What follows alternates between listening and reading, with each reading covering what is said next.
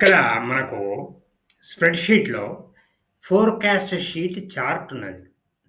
నిన్న ఇంతకుముందు వీడియోలో మనము ఫోర్‌కాస్ట్ షీట్‌ని ఎట్లా ఇన్సర్ట్ చేయాలి? ఆ షీట్‌లో ఉన్న డేటా టేబుల్‌ను ఎట్లా అనలైజ్ చేయాలి నేర్చుకున్నాం. ఈ వీడియోలో ఈ చార్ట్‌ను ఇది కూడా ఫోర్‌కాస్ట్ షీట్‌తో పాటే వస్తది. దీన్ని ఎట్లా అర్థం చేసుకోవాలి?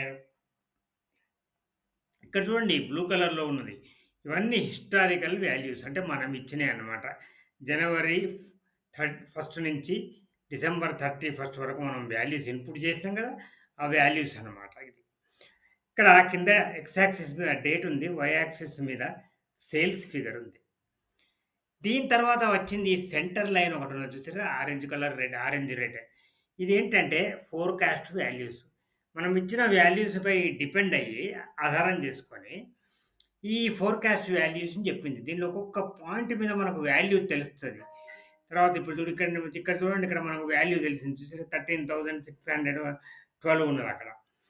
ఇది ఫోర్‌కాస్ట్ వాల్యూస్. తర్వాత మరి ఇదేంటిది అప్పర్ కాన్ఫిడెన్స్ లెవెల్, ఇది లోవర్ కాన్ఫిడెన్స్ లెవెల్ అంటారు.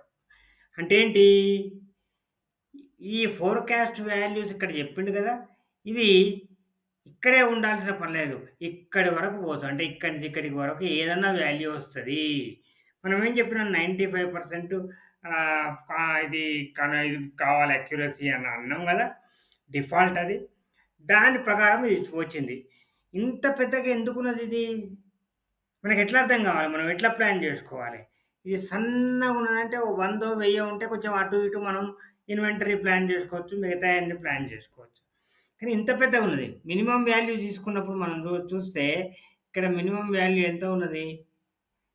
జస్ట్ 470 ఉన్నది. మాక్సిమం వాల్యూ ఎంత ఉన్నది? మాక్సిమం వాల్యూ 2772 ఉన్నది. అంటే ఏంది 470 నుంచి 2772 వరకు వేరీ కావచ్చు. ఎక్కడైనా రావచ్చు ఆ వాల్యూ. మనం ఎట్లా ప్లాన్ చేస్తాం దానికోసం? ఇట్లా ఎందుకున్నదంటే, ఒక కారణం డేటా క్లీన్ డేటా అయ్యి మంచి కన్సిస్టెంట్‌గా డేటా ఉన్నప్పుడు. రెండోదేందంటే, ఈ మనకున్న సేల్సే నిజంగా వేరీ అయితుంటే, పైకి, కిందకి, పైకి, కిందకి ఏ రోజు ఎంత ఉంటదో మనమే చెప్పలేనప్పుడు అదేం చెప్తది?